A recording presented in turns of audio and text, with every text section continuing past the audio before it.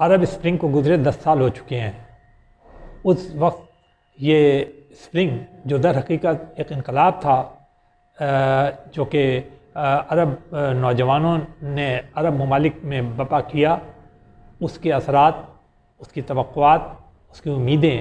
اور اس کے نتائج جو تھے وہ یوں محسوس ہوتا تھا جیسے کہ ساری عرب دنیا کو بدل دیں گے، لیکن کیا وہ ساری توقعات اور امیدیں اور اثرات جو تھے وہ دیر پا ثابت ہوئے؟ وہ ایسا ہی ہوا جیسا کہ اس کے انقلاب اور کے جو شرکا تھے وہ چاہتے تھے۔ میں ہوں منور مرزا اور آج کے تازہ ترین تجزیے کے ساتھ حاضر ہوں۔ ہمارے چینل کو لائک کرنا اور سبسکرائب کرنا نہ بھولیے گا۔ عرب انقلاب اصل میں ایک لیڈر لیس انقلاب تھا۔ اس کی سب سے بڑی بات یہ ہے اس میں کوئی رہنما نہیں تھے، چاہے وہ یمن میں ہو، چاہے وہ مصر میں ہو، چاہے وہ شام میں ہو، چاہے وہ تیونس میں ہو، چاہے وہ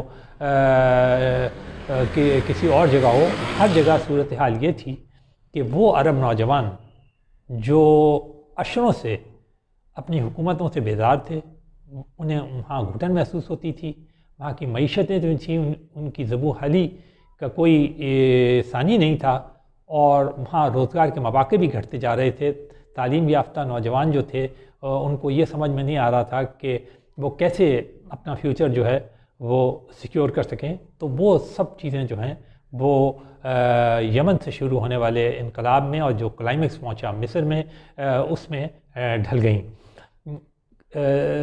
خود وہاں تحریر اسکوائر کے اندر جس قسم کا مظاہرہ دیکھنے میں آیا وہ شاید ہی کبھی عرب دنیا کے اندر دیکھا گیا ہو، جس کے نتیجے میں صدر حسنی مبارک کو کا جو اقتدار تھا وہ ختم ہوا، اور کچھ عرصے بعد وہاں پر مصر کی تاریخ میں پہلی مرتبہ جمہوریت بھی آئی، اخوان المسلمین کو وہ اقتدار ملا، صدر مرسی اس کے حکمران تھے۔ اسی طرح باقی جگہوں پر بھی اس انقلاب نے بڑے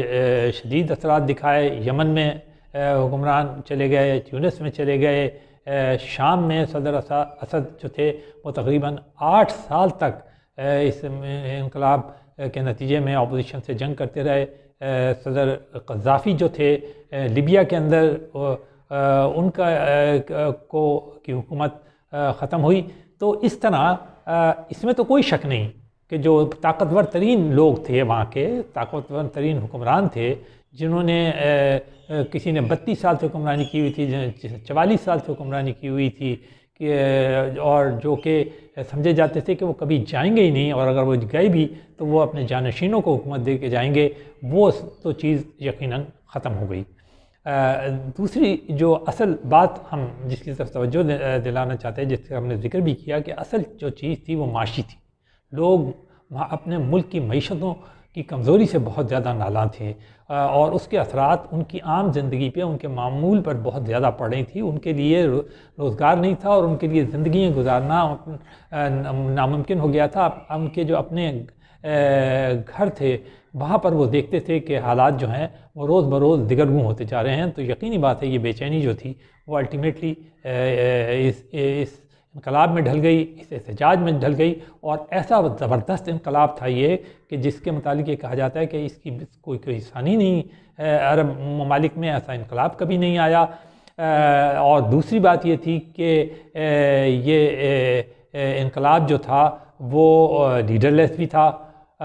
تو یہ دو چیزیں، لیکن اس کے پیچھے کوئی تنظیم نہیں تھی، اس کے پیچھے کوئی جماعت نہیں تھی، اس کے پیچھے کوئی فورس نہیں تھی۔ نوجوان تھے جو اکٹھے ہوئے، خود بخود اکٹھے ہوئے، اور کس چیز سے اکٹھے ہوئے؟ وہ انٹرنیٹ ٹیکنالوجی سے اکٹھے ہوئے۔ یہ جو آپ اسمارٹ فون اور موبائل فون دیکھتے ہیں، اس کے ذریعے میسیجنگ کے ذریعے کہا جاتا ہے کہ وہ سب ایک دوسرے کو میسیج کرتے تھے، اور پھر وہ احتجاج کی جگہ جمع ہوتے تھے، اور پھر وہ ایک دوسرے کو سے لے کے عوام کے عام آدمی تک پہنچتے تھے، اور وہ سب جو تھے وہ اس احتجاج میں شامل۔ لیکن ایسا احتجاج، اس طرح کا احتجاج انٹرنیٹ کے ذریعے، ٹیکنالوجی کے ذریعے بھی شاید دنیا نے، اسی لیے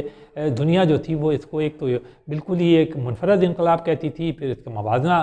فرانس کے انقلاب سے کیا جاتا تھا، اور خیال کیا جاتا تھا کہ شاید عرب دنیا اب وہ کبھی نہ ہوگی جو اس سے پہلے تھی۔ اور نہ صرف یہ کہ وہاں پر جو آمریتیں تھیں وہ ختم ہوئیں، بلکہ جو بادشاہتیں تھیں ان کے اوپر بھی بڑے زبردست اثرات پڑے، اور سب کے سب جو تھے وہ تشویش میں مبتلا ہو گئے کہ اس کے اثرات سے کہیں تیل کے جو امیر ترین ملک تھے وہ بھی نہ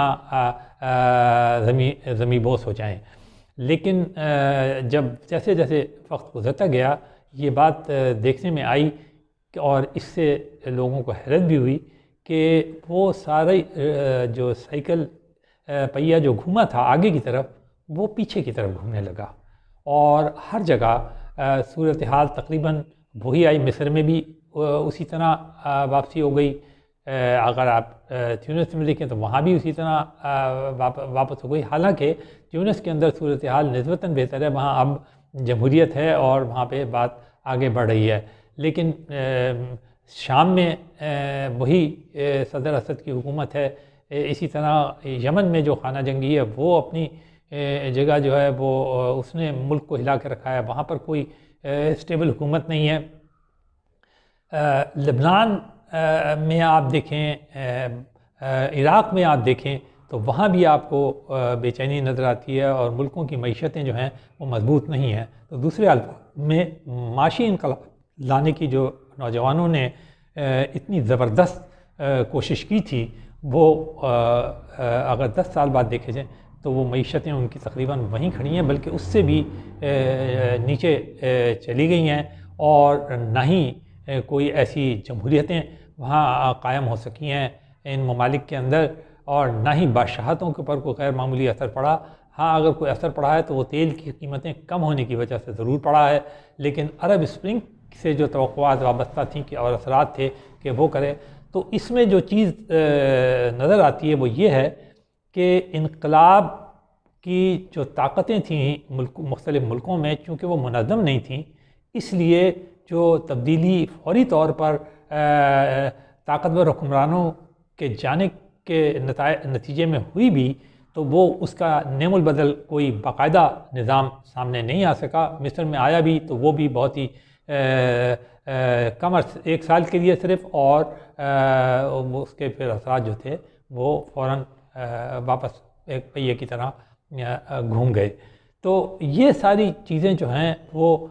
لوگ کہتے ہیں کہ شاید عرب اسپرنگ جو ہے وہ ناکام رہا، اور وہ جو نوجوانوں کی جو قوت تھی جو وہ چاہتے تھے اس کے ذریعے تبدیلیاں لانا، وہ تبدیلیاں بھی نہیں آ سکیں۔ تو ایک طرف جو ماہرین جنہوں نے اس انقلاب کا بہت ہی کلوز جائزہ لیا، ان کا کہنا یہ تھا کہ اصل میں اس میں جو ایک منظم تحریک کا نہ ہونا اور پھر باقاعدہ منظم کسی تنظیم یا جماعت کا نہ ہونا جو کہ اس کا ان حکومتوں کا نعم البدل ہوتی جن کو کہ اس انقلاب کے ذریعے اکھاڑا گیا تھا، اس کی وہ ایک بہت بڑی وجہ بنی کہ وہ کوئی دوسرا نظام جو تھا وہ ان نوجوانوں کی نظر میں نہیں تھا۔ وہ تنگ تو ضرور تھے، لیکن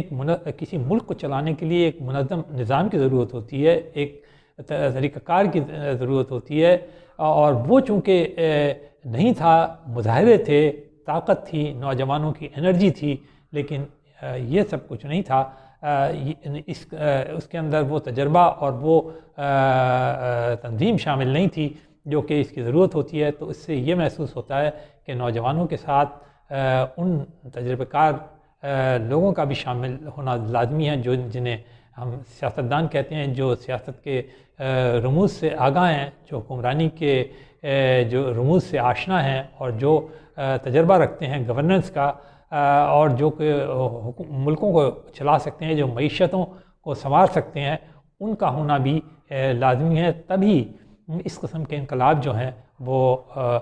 پائے تکمیل تک پہنچ سکتے ہیں، اور وہی اگر ایک ویژن لے کے چلے تب جا کر جو اگر آپ چاہتے ہیں کہ وہاں پہ جمہوریت آئے تو پھر وہ جمہوریت بھی آتی ہے۔